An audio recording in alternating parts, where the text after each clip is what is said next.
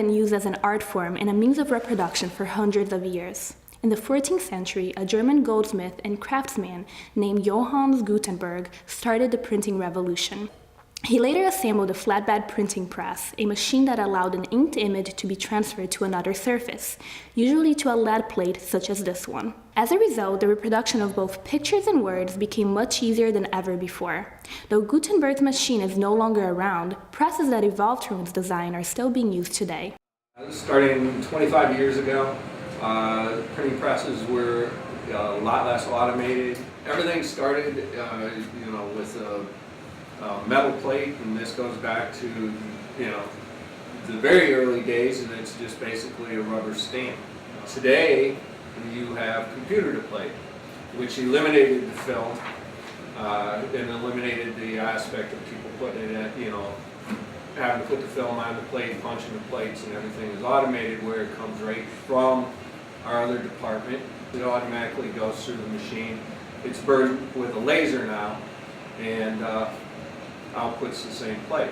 So, craftsmanship-wise, 20 years ago, a printer was a true craftsman, composing in the areas up front. You had craftsmen that actually taped and laid everything out and photographed it.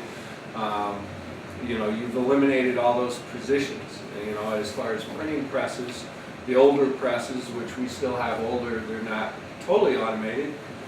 The older presses, the printer had to be a craftsman. He had to be able to look at a unit and tell it was out of balance and maybe try to figure out why. Is it a roller setting? Is it this or that?